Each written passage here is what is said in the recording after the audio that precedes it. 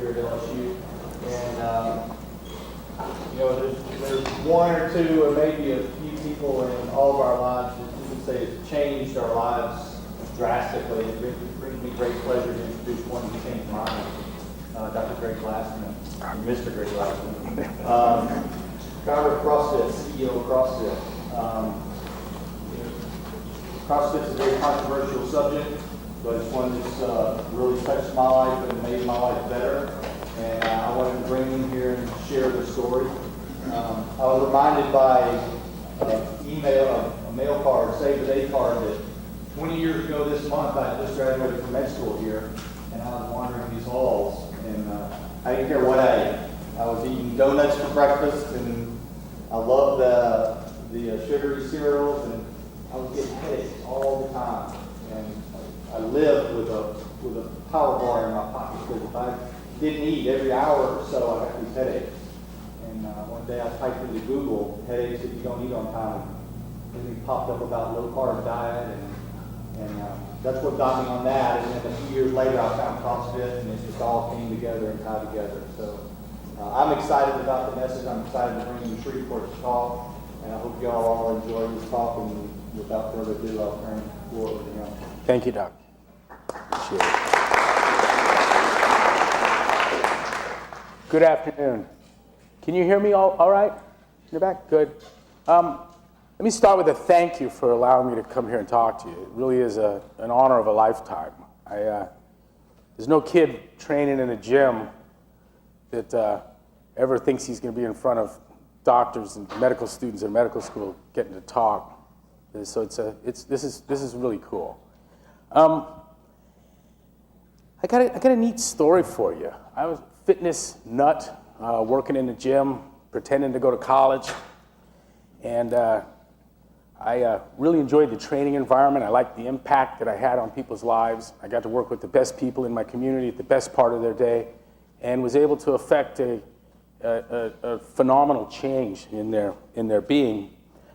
And as I got older and more serious about what I was doing, and decided, geez, this could actually turn into a business, not just a service, I realized that the problem in championing something like fitness is that you can't improve something that you can't measure, or it's very hard to do.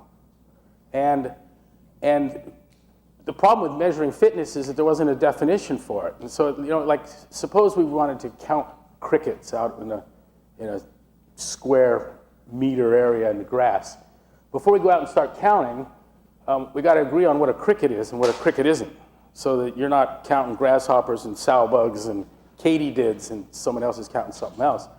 So to measure fitness, we had to define it, and then I found that there was no definition of fitness. The American College of Sports Medicine had attempted one, and it was one of the largest run-on sentences I've ever seen in the history of shitty science, but it had 35 or 40 elements, and you could tell exactly what happened. They passed the hat around and let everyone put something in. And so you had well-being and vitality and energy and all these things that were supposed to be. And oddly enough, interestingly enough, of the 30 or 35 things, there's only one or two that could be measured with any kind of a reasonable, could be estimated with accuracy or precision. And that was an accident. I think they meant something different than I mean when I say power than they did. But it was a whole list of fuzzy nonsense. And so I go, well, if we're gonna do this thing, we need to be able to define fitness. And the first attempts were some what you might call operational or statistical models. For instance, what would happen if we threw every manner of training modality, exercise or sport training element? I'm not going to deny anything. You can put deadlift, marathon, some yoga. I don't really care. I'm not going to deny anything in the hopper. And what I'm going to do is line people up, turn the hopper, and pull stuff out, and he or she that does best at these things pulled at random, these sundry tasks, would be fittest. Makes sense, right? And you could conceivably do that kind of thing. In fact, we did exactly that at the very first CrossFit Games. Found an old peanut roaster that was our hopper. We took ping pong balls and we put sets and reps and exercises in and turned this thing, and nobody knew what was coming out.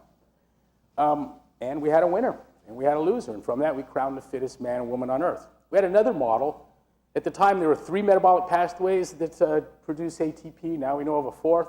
Maybe someday there'll be a 5th or a 6th, but it doesn't matter. The view is that you would be as fit as you were developed in these pathways, that these energy-producing machines, these metabolic pathways, that you would train equally in them each so that you had competency at short, medium, and long distance. Another one of these models, and these are all really trying to do the same thing, to build a fitness that's broad, general, inclusive, a fitness whose specialty is not specializing. Then the next one we used was, there are 10 families, 10 kind of rough categories that have been posited for adaptation to an exercise stimulus, and it's cardiorespiratory endurance, stamina, strength, and flexibility. Those are organic changes. Then I've got coordination, accuracy, agility, and balance. Those are neurological changes. And I have power and speed that are equal parts organic. There's a histological change in tissue coupled with some neurological reprogramming, some activity in the brain that produces power and speed. Well, my thought was that you would be as fit as you had capacity in each of those 10 areas. I've seen lists of things that purported to delineate the family of adaptations. I've seen 4 things. I've seen 5, I've seen 7. I like this list because it had 10. And the definition that was given to differentiate, to delineate each of these, I liked it a lot. But we still have a model that requires almost holding a big event. Or it's nettlesome, but it did get the point across well. And what developed out of that immediately, 5 years later, was what happens if we put power on the y-axis and we put duration of effort on this axis, and we take arbitrarily some amount of time. I don't care. Let's do 30 seconds, 60 seconds. I don't purport this is to scale. Let's take 5 minutes, and 1 hour, and 3. Pick what you want. Go from short to long. And then what I want is for each of these durations, I want to come up with a handful of tests that I can deduce, a la Newton, what kind of force, distance, and time was involved. That is, what's the vertical displacement? And we have to pick things. We don't want to run around a track for this. We pick things like pull-ups, like squats, like cleans, where we can estimate your center of mass's vertical displacement, and we can measure what you weigh and what your load weighs if you're using a weight set, if you're using weights, and we can time the whole thing. And it turns out the accuracy and precision to putting you on a scale and looking at what's on the weight set and assuming your center of mass and watching it move against a background with one of those things that's like in the 7-Eleven that catches your height when you rob the liquor store, right? We could come out with a really good estimation of how many foot-pounds of work had been done in what kind of time. And so you average these things, and you graph it. And what we've done here, this is a graph of work capacity measured across broad time and modal domains. In other words, doing a whole bunch of different things from short to long, and then seeing what kind of power output you can. And now the area under the curve becomes this area here is your fitness. And what we did is delivered the world's first definition of fitness that was amenable to accurate and precise estimation, and therefore was scientific. And nothing else was before that. Now, is this the right definition? There is no right in definitions. There's consistency and utility. This has been very useful for us. We observed something else along the way. And there's all kinds of fun things you can do with that. It's really just the tip of the iceberg. But we also knew, and what I'm drawing here is a continuum. And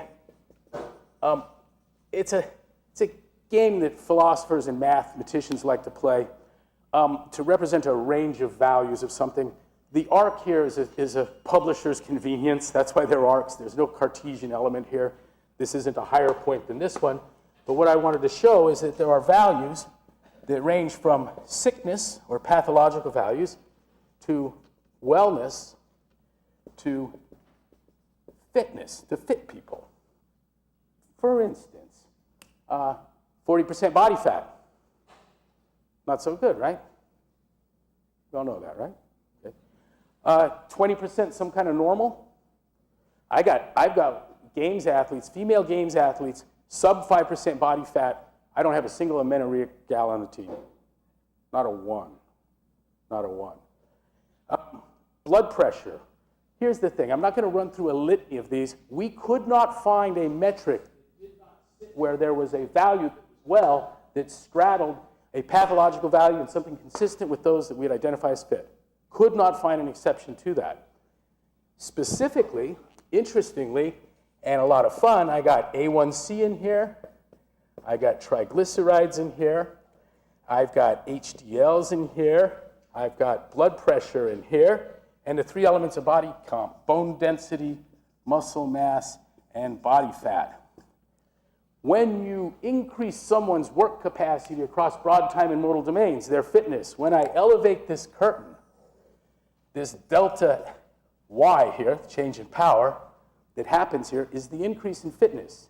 It also drives that individual from anywhere along here to further down that way. And I don't have to do something special to make A1Cs go down. I don't have to do something special to make triglycerides go down, HDL up, blood pressure down, bone density up, muscle mass up, body fat up. I don't. What we do is this. It's a single stimulus. That may not be fair, but it looks like this in meat and veggies, nuts and seeds, some fruit, little starch,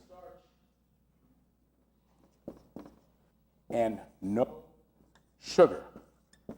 And this alone may be half of why it is that this program is controversial. It's been made controversial. It's also got us deeply involved with litigation. There's a political battle here that's just as exciting as all the rest of this. Now what's really important here, and look, this is the nutrition part. The exercise part is constantly varied, high intensity, functional movements. I maintain that this is the elevator version of what CrossFit is. It is constantly varied, high-intensity, functional movement, the adaptation of which, the stimulus leveraged by a diet of meat and vegetables, nuts and seeds, some fruit, little starch, and no sugar, is what increases work capacity across broad time and modal domains.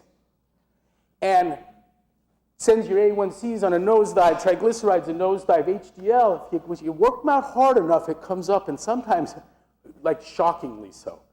Generally, this one's tough to nudge. It nudges barely. But I know we all know about looking at that ratio of HDL to triglycerides or triglycerides to HDL. We can make huge improvements here. Blood pressure goes down, bone density up, muscle mass up, body fat down.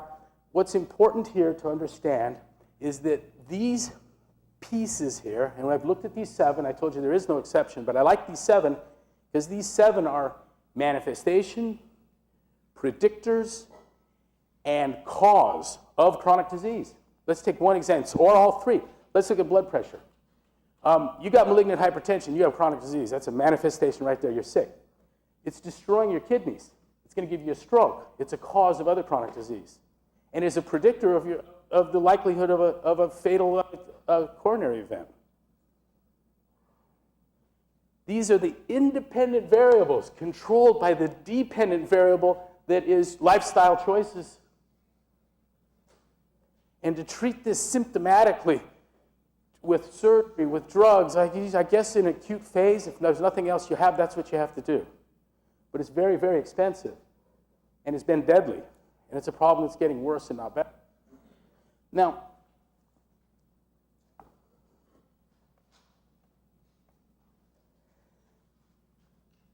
any questions about this so far? Okay. We have an elegant solution to the world's most vexing problem. I'm using elegant in the mathematician sense. You can tell I was raised by a mathematician and homeschooled brutally. we have an elegant solution. I mean, elegant in the mathematician sense of marked by simplicity and efficacy to the world's most vexing problem. And I want to talk about the simplicity of this problem. It's simplicity because the CrossFit approach is fundamentally off the carbs and off the couch. That's what it is. And that's exceedingly simple. Now, the sedentary life, so we have two causes to this. It's sedentarism and excessive consumption of carbohydrate. Those are the two main causes. What's interesting about, that's very, very simple. It's very simple. Exercise is hard, but it's still simple. But what I mean when I say simple is not complicated. It's not complex. The results of your sedentary lifestyle and excessive consumption of carbohydrate looks like glycation, inflammation, and oxidative stress. And now things get really, really complicated. And then you start following all of where that leads, and I get into some really beautiful and exciting molecular biology. But I'm not elucidating anything really critically important beyond get off the carbs and get off the couch. And the people that come into our gyms that do exactly that, they come in and they exercise, and the culture in the box that is promoting, and it's a high-fat, low-carb diet, I'll just tell you. That's what we're doing. What they're doing is they're having their chronic disease go away. Chronic disease, the overwhelming majority of it, at University of Virginia, I did something that's kind of fun. I put 4 little buckets and then 1 big bucket, and I had the residents and faculty offer up some demises. How can you die?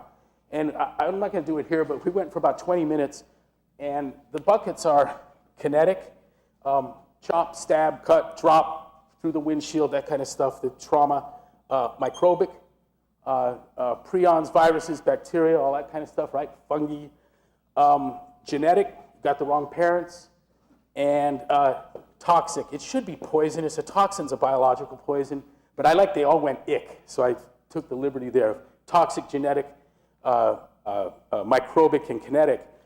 And this is all chronic disease here in this bucket. And for 20 minutes, no one could come up with something that didn't fit nicely into one of these or kind of a combination. Like if someone holds you down and shoots heroin into you, you die, you were poisoned. If you do it yourself, it's chronic disease. So points about chronic disease. I just want to sum it up. And I'm going to go over a list here. And this came from an article in a comprehensive journal of physiology. And the date on this is, glasses. It's worth just looking at the list. Comprehensive Journal of Physiology, Booth, Roberts, and Lay, 2012, April. And the article was called Lack of Exercise is a Major Cause of Chronic Disease. And what this did was presented 800 studies that demonstrated that these 35 chronic conditions, their primary cause was inactivity.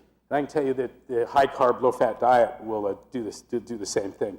Here they are: accelerated biological aging, low VO2 max, sarcopenia, metabolic syndrome, obesity, insulin resistance, prediabetes, type 2 diabetes, non-alcoholic fatty liver disease, coronary heart disease, peripheral artery disease, hypertension, stroke, congestive heart failure, endothelial dysfunction, arterial dyslipidemia, hemostasis, deep vein thrombosis, cognitive dysfunction, depression, anxiety, osteoporosis, osteoarthritis, balance, bone fracture and falls, rheumatoid arthritis, colon cancer, breast cancer, endometrial cancer, gestational diabetes, preeclampsia, polycystic ovary disease, erectile dysfunction, pain, diverticulitis, constipation, and gallbladder diseases.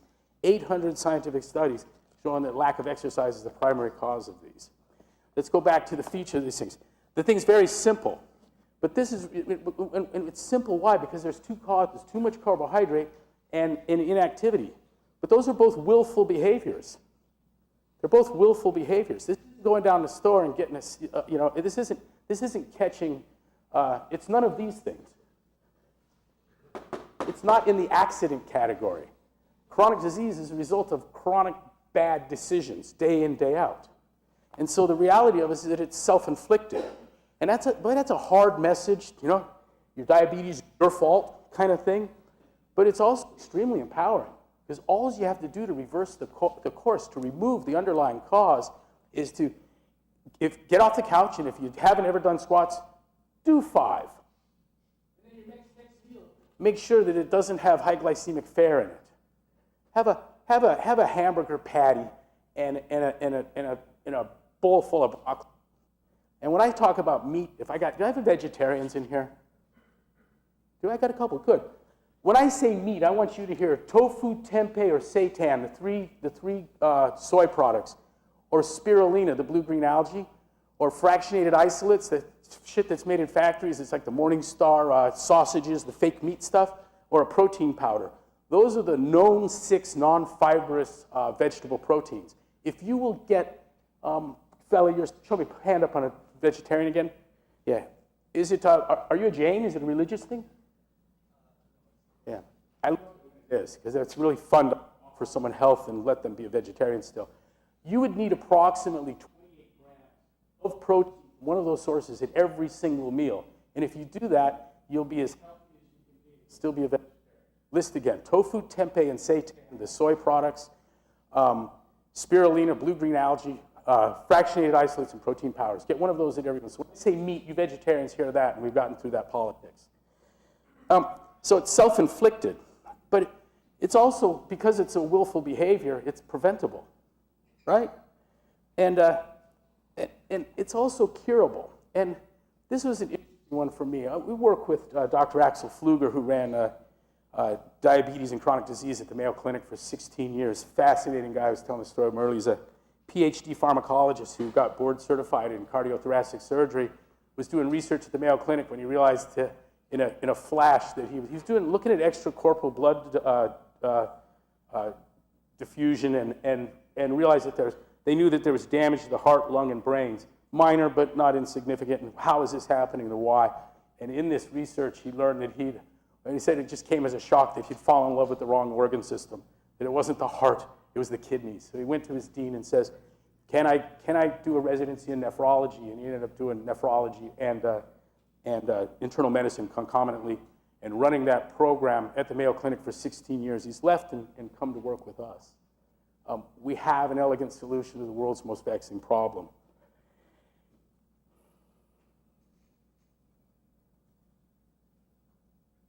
Question? Thomas. I'd like if you would explain your training analogy and how these are the dials. Yeah, my father said that treating chronic disease symptomatically had all the appeal of hammering on the speedometer of a runaway train. So you break the glass and push the dial back and go, good, we're good now. And the iatrogenic consequences of this are enormous. It's created its own industry within medicine.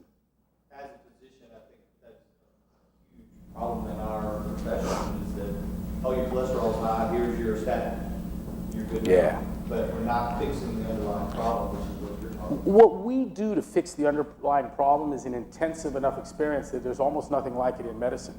And so if you're mine, in my milieu, I will see you no less than 3 times a week.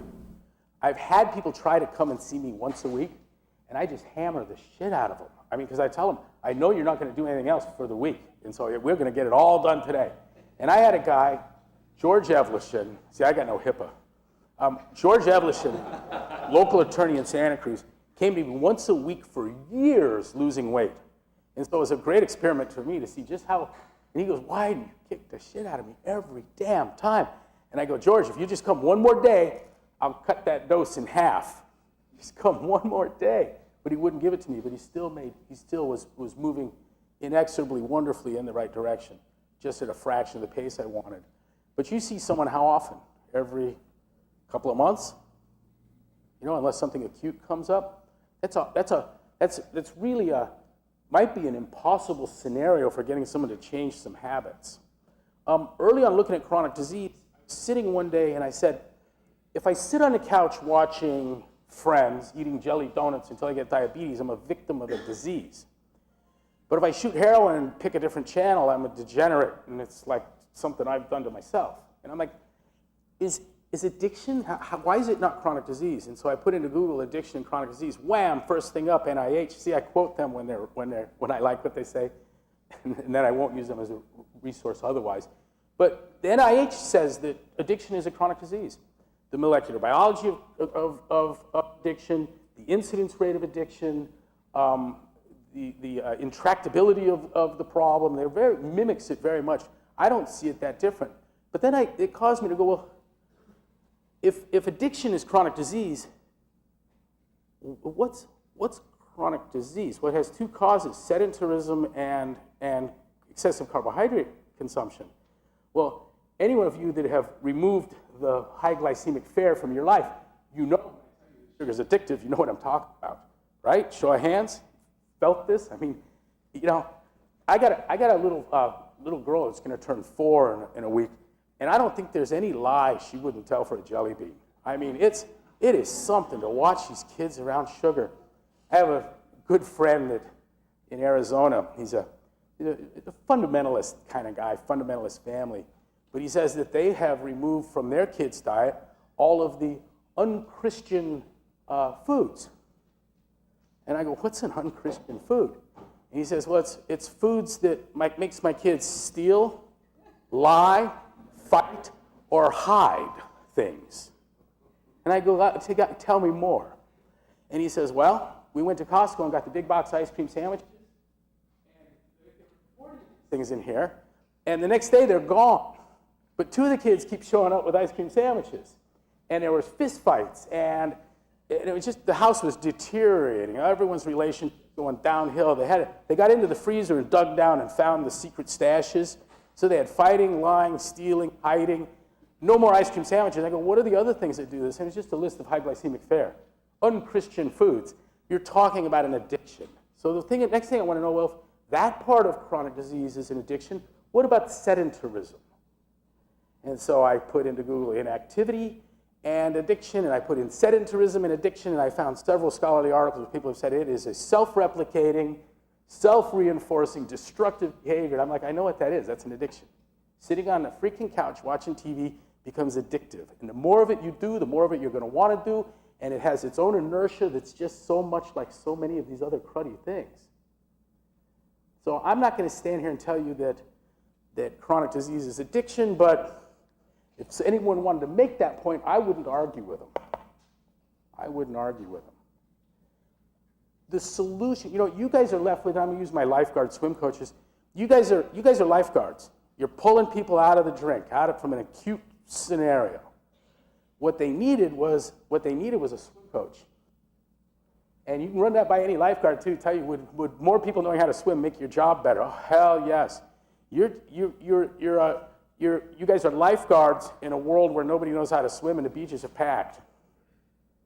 And you're not accountable, you're not responsible for this, except perhaps maybe organizationally when you've been in the way of people, and I don't mean any of you here, but I mean the medical establishment on the whole, and the forces that have acted on it at will.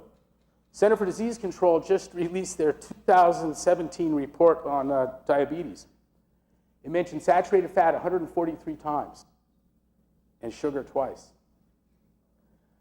One of my researchers told Dr. Pfluger that the CDC says that it's a myth that diabetes is caused by sugar intake.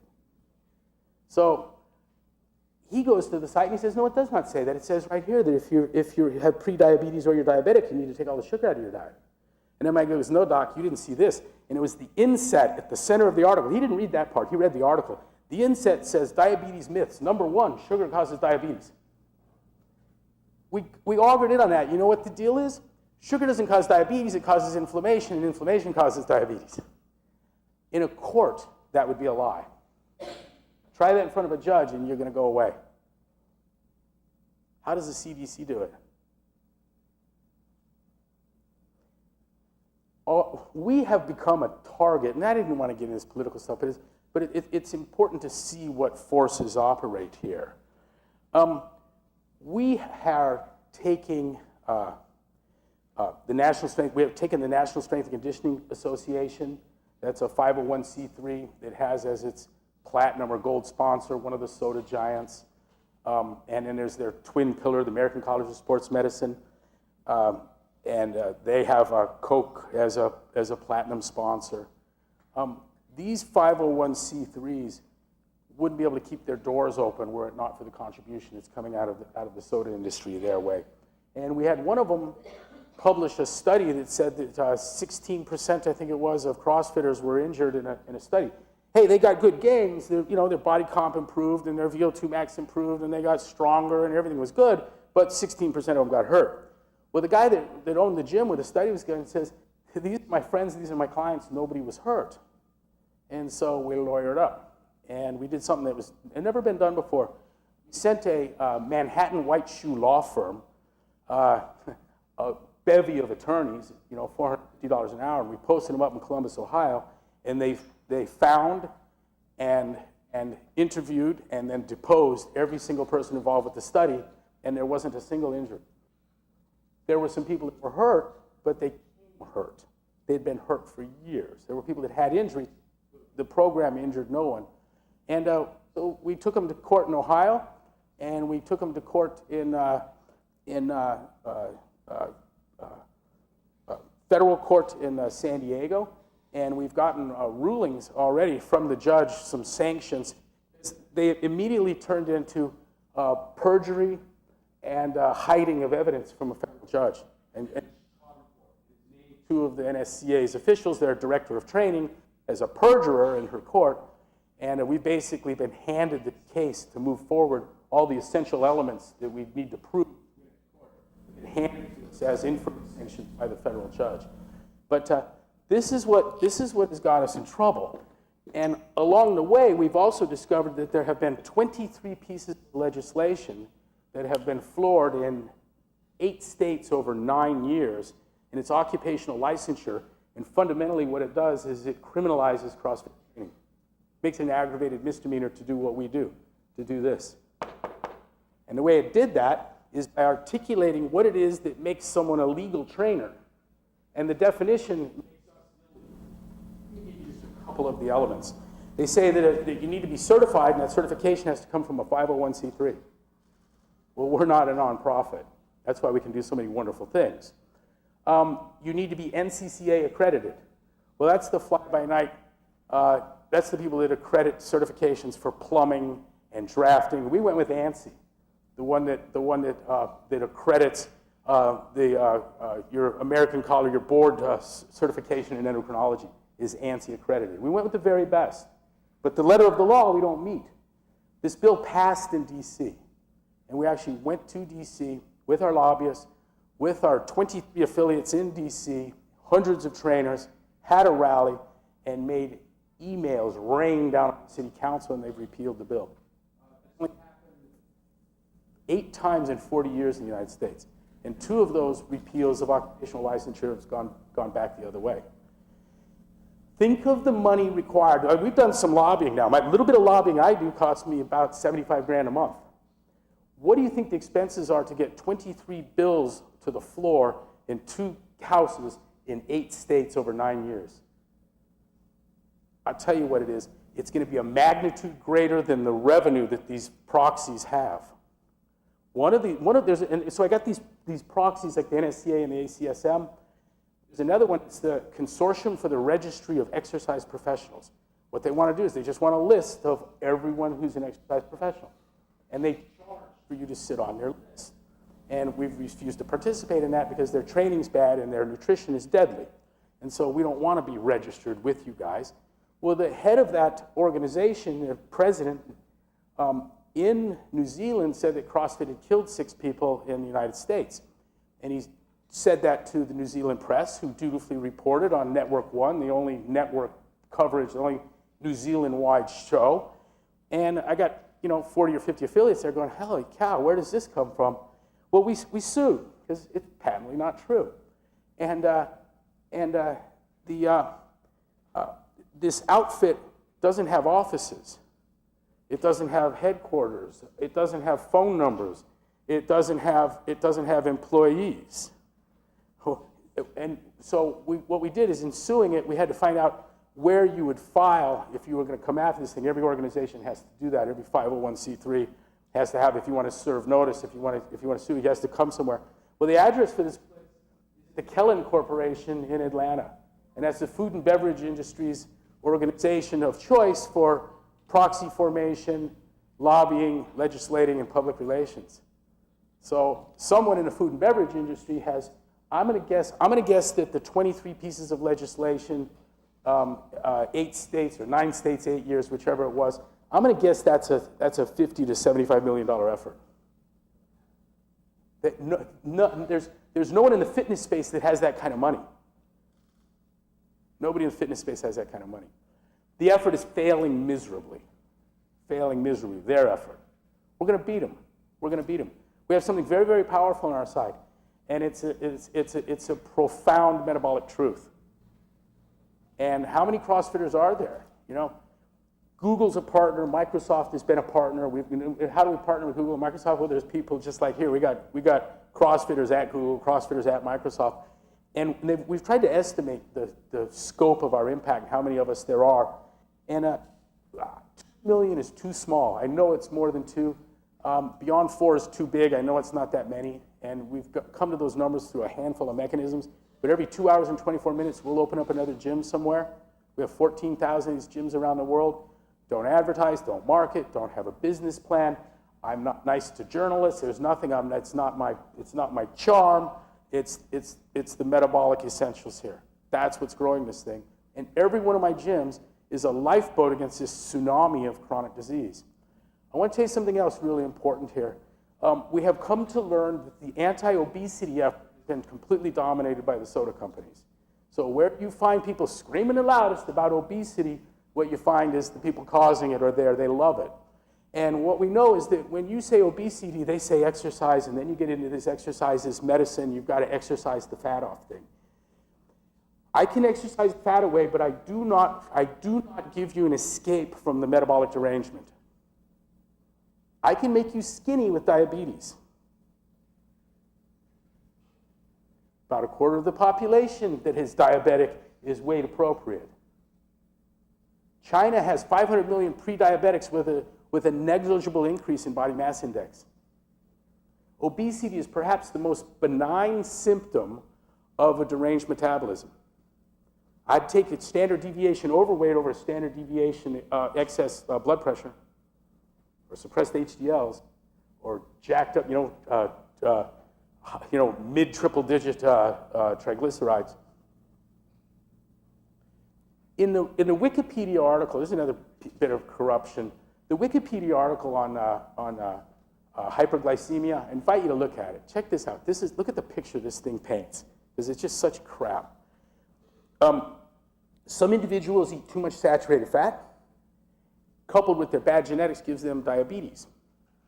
Diabetes, through the mechanism of insulin resistance, is the leading cause of hyperglycemia.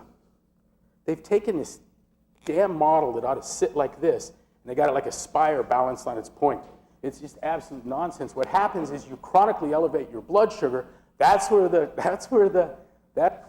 hyperglycemia comes from, and all of these things that are chronic disease are manifestations of a chronically elevated blood sugar. It used to, in some quarters, have been called sugar-related disorder.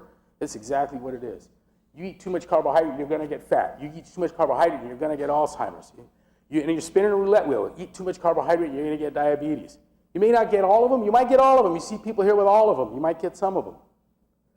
When I meet people that are hypertensive, eating poorly and skinny, I really worry about those because I have a family full of skinny physicians that died in their 50s. Like 5 or 6 of them. Skinny doctors. And sit there and tell me, it's a genetic curse the family has. I have unusually small coronary arteries, the doctor told me. Sitting there drinking a super saturated solution of iced tea, a big pile of rice. A vegetarian, my poor Uncle Grover, lives in Texas. Can't tell him. Invincible ignorance. It's tragic. My mom's family in Alabama, her generation, there's almost no chance that any of her brothers lived as long as her parents did. She was there when the shift came from peaches and asparagus and hog and turkey and collard greens to flour and bread and candy. Her generation. She carried flour sacks home from the store. Her parents never did. My grandparents lived into their 90s.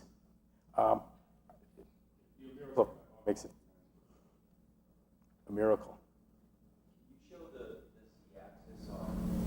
Yeah, If you take this out into a 3 space here, so it comes out better if I do it like this. And so I've got age here, duration of effort here, and power here. And I basically take this solid and have it come as a curtain out of the corner of the room.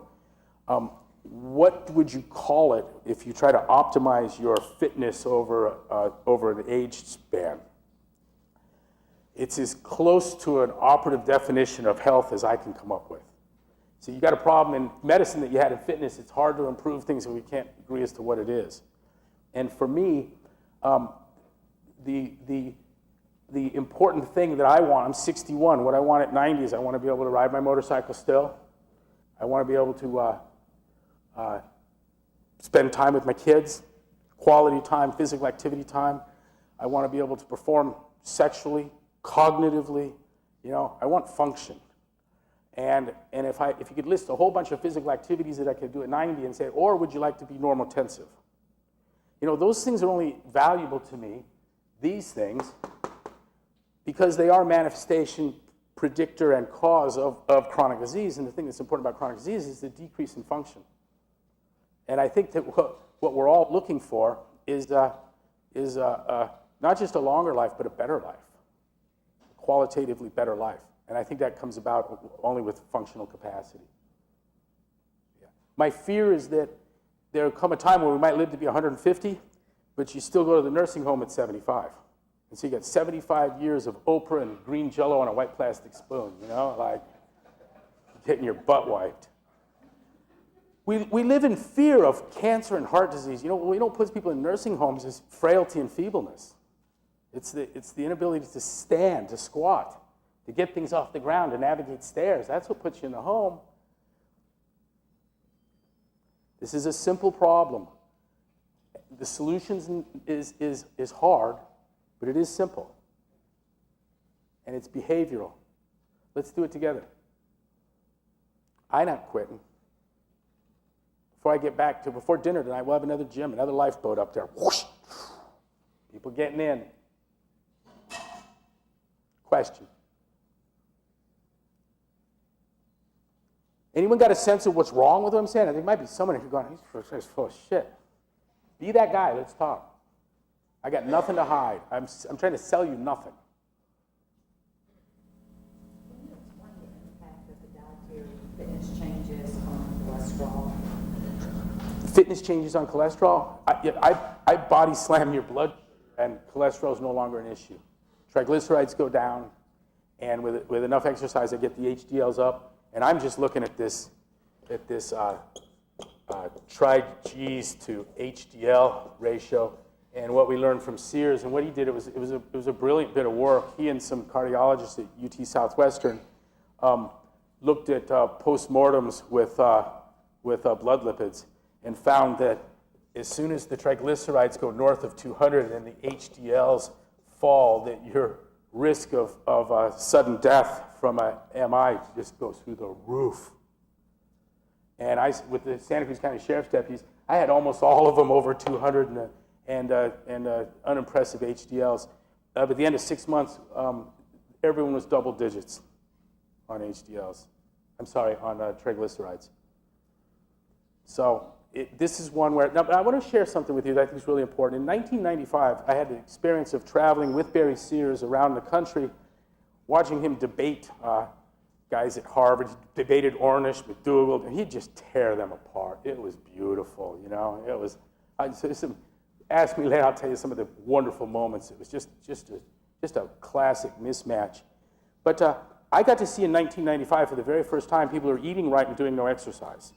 Now, I'd been a trainer for 20, 25 years, and I'd seen plenty of people that would exercise and not eat right. About a third of my clients refused to reduce their carbohydrate intake, just patently refused to. Some because they couldn't, and some because they were told not to do that, it would be deadly, but they liked the exercise. 2/3 would give me both, but there was no one that ate right and didn't come to me, because I wouldn't see him if he didn't come to me. And if you came to me, I made you work out. I was shocked to learn on revisiting some of the places where we saw and introduced people to the diet on the revisit, what I found is that that the host of adaptations that came out of reducing your carbohydrate intake, The adaptations were categorically, item by item, identical to the things I'd seen from exercise alone. And so we saw increases in bone density, increases in muscle mass, decreases in body fat. People were getting stronger just from eating right, without exercise. You need both. My language is that the meat and vegetables, nuts and seeds, some fruit, little starch, and no sugar leverages against constantly varied high-intensity functional movement. By the way, we can define these things too. Constantly varied, every routine becomes, let's say, you know, it was forever meeting people in the Gold's Gym chain. Here's what I do on Monday, here's what I do on Wednesday, and here's what I do on Friday. I got my regimen, I got my routine, I'm set. That regimen, that routine is a blueprint for your weakness. All the things you're not doing, you suck at. If you do weight training and then cardio, if I mix the two, you won't be able to function. And so I want no pattern to the effort. High intensity. In the physiology world, where people are not innumerate, and that's very rare, most of the people in exercise physiology are, funny thing about exercise physiology, it's typically exercise science, is that it's not about exercise and it's not science. But where you find intensity defined effectively, it's power. It's power. So, and how high? To the limits of your physical and psychological tolerance. If you come to me and I give you a workout so hard you never come back, I blew it. If I give you a workout so hard you get rhabdo or vomit, I pushed too hard. I want you to discover those things on your own, not through me. I don't want to be a facilitator of you getting sick. It happens, but, you know. And functional movements, I attended a symposium on functional movements where these guys, it was at the Marine Corps, and they had experts from all around the world, and I'm sitting there, and that's the Swiss Bell girl, there's the rubber band people, the yoga folks, and we're all there talking about functional movement for 3 full days. And after a while, as I was hearing, it was functional, blah, blah, blah, functional, blah, blah, blah, blah, blah, functional, blah, blah, blah.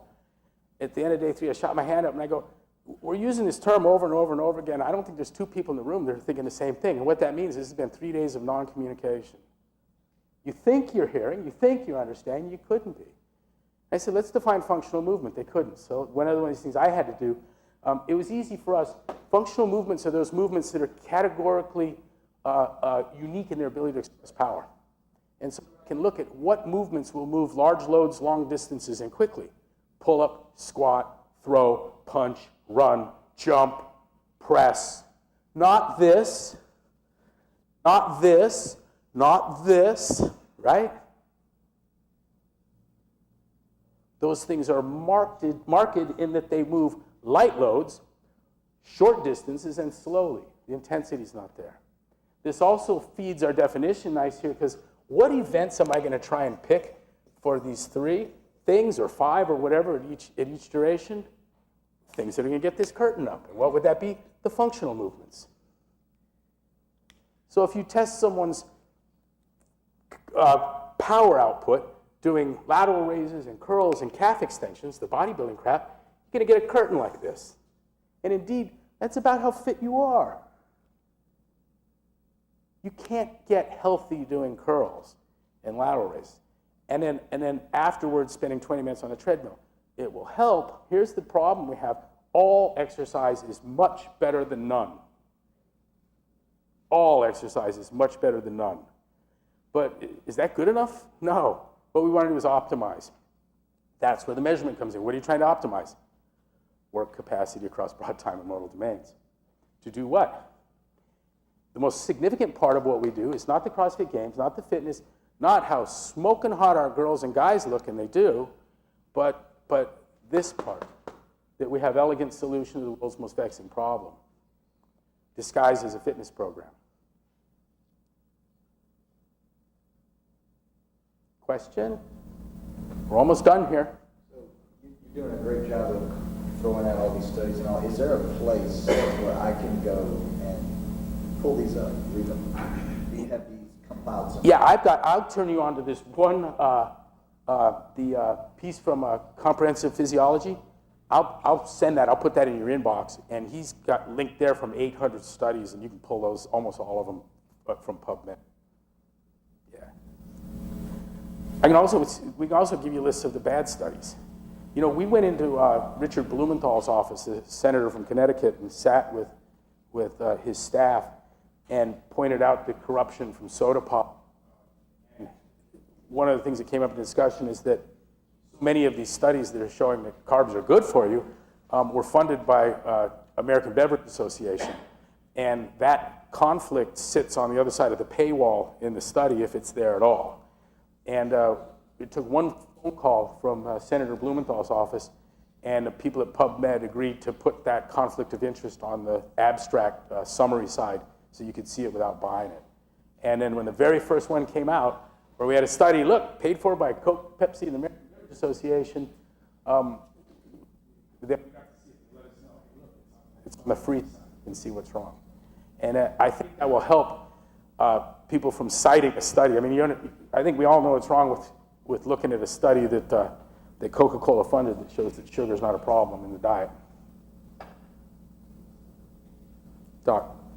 I've got a question about how you address the endurance athletes. You know, there's lots of marathon runners and triathletes. Yes, sir. That think just going for long times on a treadmill is how to get healthy. And I used to be one of those, but what's your approach? What I'll do is I'll tell them, look, I've had, Mike Pigg came, you know HIPAA again. When he was the third best triathlete in the world, he presented in my office, and he had suppressed HDLs, runaway triglycerides, it was up, he was hypertensive. And I was like, Mike, you're going to get heart disease. And he said, that's what my dad told me. And I go, well, what's your dad? He's a cardiologist. But what I would say, Pig came to me on my but I worry about all triathletes. And what I would try to do is instead, what I want to do is make them a better triathlete, and I will. If you'll deadlift and squat and do pull-ups where you haven't before, if I can get a little more protein and fat in you, essential fatty acids and proteins, and reduce your carbohydrates some, increase the intensity of your training while increasing the total training volume, you will be a better triathlete unless you're already one of the world's best. Then it's a little tougher. But I'll make them a better triathlete, and then what they'll come to do and tell me, hey, I'm winning more, I'm a better triathlete, but I'm also healthy for the first time. And so I'd rather show them than tell them. Someone asked me what CrossFit is. They don't get any of this. I'm not, and I tell my staff, my trainers, someone says, what's CrossFit? And it's constantly varied, high-intensity functional movement, leverage against a diet of meat and vegetables, nuts and seeds, some fruit, little starch, and no sugar. You blew it. When someone asks me what CrossFit is, I tell them, what are you doing tomorrow at noon? And if you're busy then, okay, how about Thursday? And we're going to pick a date is what we're going to do. I'm going to show you what CrossFit is, and I'm going to give you enough of a dose that you feel like your accomplishment, you leave a little bit of a glow, and there's only one thing I need. I need you to come back on Wednesday. If it's Wednesday, I need you to come back on Friday. That's what I need. This will, over time, change your beliefs about everything. Without me telling you a thing, I'm not going to tell you these things are going to happen. So when someone comes to me and goes, hey, when I started with you, I had Hashimoto's thyroiditis. Now I don't. Can you fucking believe it? I'm like, wow, you're kidding me. Crohn's colitis. I learned about these things standing on the gym floor. I didn't know about Hashimoto's thyroiditis until I had 3 people tell me that it had gone away in a 2-year period. I had a sheriff's deputy that was disabled, and I thought it was from a related injury. It was Crohn's colitis. And he told me once he was all better and went to work, he goes, can I tell you the truth about why I was off duty? They made him head of the training department because he had Crohn's colitis and couldn't go out on patrol anymore. And so they made him in charge of the training department. I met him. And we fixed his Crohn's. When that first happened, I thought it was a coincidence. But then I've seen probably a dozen go into remission or just disappear. Psoriasis, same kind of thing. Psoriatic plaques. They'll go, you know what? Away. No, I always act surprised. I don't want to say I told you so, and I don't want to promise it ahead of time. We have one of the only services where I have to undersell all that's going to happen to you. If I stood in front of you before you worked out with me and started eating this way and told you all that was going to happen, you'd think I was out of my mind, correct? You'd be a fool to believe it. The process by which, and this is interesting, I was talking about you can be a long-distance athlete and still be sick. But my beloved Tim Noakes, dear friend, PhD, MD, wrote The Lore of Running, It's 63, 64 years old. He finds out he's diabetic. His father was diabetic. And he's like, and he followed my advice I gave him. I put him on my diet. He looked into his diabetes, and roads led to Steve Finney, who's a friend of his and a physician that's written the new Atkins book. And he saw the book and he says, oh my God, he's sold out. And then he read it and he goes, but there's a logic here. And I looked at studies and it's, this is harder for me to prove it's BS than I thought I'd be able to. And the very next thing he did was he tried the diet. And his health started returning. An N of 1, completely anecdotal.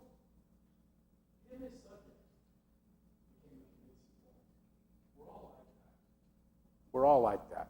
It's so, I don't change beliefs, I change behaviors, and it's to change behaviors that change beliefs. That's the trick. And so our allies in this movement, they all want to change beliefs.